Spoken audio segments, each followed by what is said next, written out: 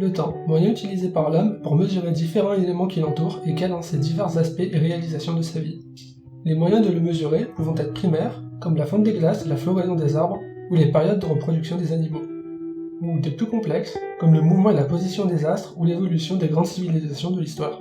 Mais la montre, à la fois complexe et facile à appréhender, est devenue notre moyen de percevoir le temps le plus utilisé depuis son invention, comme sa différence d'ancêtre direct. On peut citer comme ancêtre antique de la montre, le yumo, simple bâton de bois planté dans le sol, permettant de mesurer le temps qui passe grâce à l'ombre ainsi projetée par le soleil.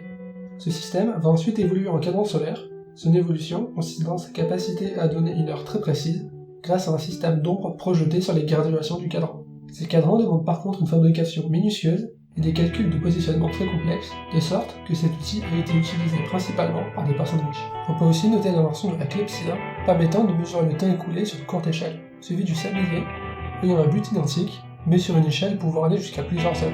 L'invention de la montre en tant que telle a été précédée par l'invention de l'horloge mécanique au XXe siècle. Horloge que l'on peut encore retrouver aujourd'hui sur différents bâtiments publics. Ces horloges seront ensuite miniaturisées en horloge domestique.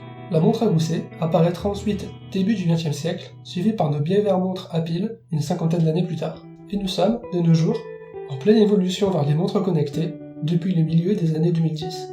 Montres offrant des fonctionnalités annexes et synchronisées avec nos smartphones.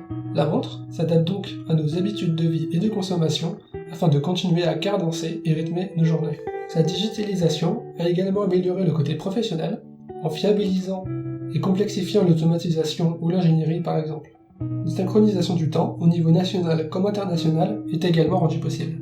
Cette vidéo est maintenant terminée, je vous laisse noter toutes vos questions et remarques en commentaire. Je vous souhaite également une bonne année en avance et vous donne rendez-vous en 2020 pour de prochaines vidéos sur STEMS.